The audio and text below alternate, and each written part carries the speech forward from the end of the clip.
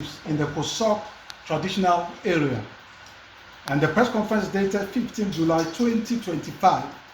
Ladies and gentlemen of the press, we begin by expressing our profound gratitude to Almighty God for preserving our lives in these perilous times. We also thank you, the men and women of the media, for promptly responding to our urgent call in this critical moment of betrayal, bloodshed, and impunity. We, the undersigned National Democratic Congress constituency executives from the 6 constituencies within the Kusaug traditional areas, Benjuri, Bawku Central, Kusiga, Garu, Tempani, and Zabila, stand before you today, deeply alarmed and outraged by the deteriorating security situation in Bawku and the total failure of this government to protect the lives, dignity, and rights of the very people who gave them power.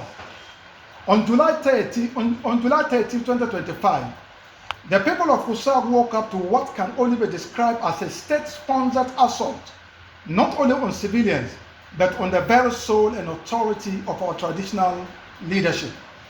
In an appalling and indefensible act, the military desecrated the image of our revered overlord, His Royal Majesty Zuran Bawku Naaba, by setting ablaze his statue, an act so vile and provocative it amounts to declaration of war on the people of Kusaug. The justification for this barbarity, a reported attack by unknown persons on Mampusi buses and the military escort. While we do not condone violence in any form, no civilized or lawful state responds by massacring innocent women and children, invading schools, brutalizing students, and injuring 2 of them. This is not law enforcement.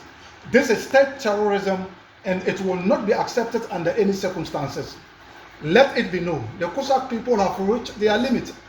During the 7th December 2024 election, while the rest of Ghana voted for hope and progress, the Kusaug people voted not just for development, but for survival, placing their trust in the NDC and His Excellency John Dramani Mahama, believing his administration would deliver justice and peace through the rule of law.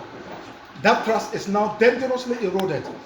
The government, instead of taking bold and lawful action to resolve the Chieftaincy conflict, has outsourced responsibility to the Asantehene. The perpetrators of violence walk free, a worsening crisis, deepening mistrust, and a growing perception that the government has chosen political expediency over justice.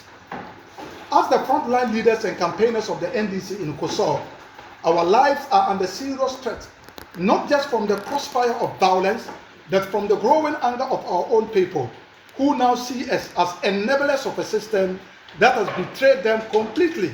We refuse to continue risking our lives and integrity in the name of a government that appears to have no respect for our people, our leaders, or the promises we made on its behalf.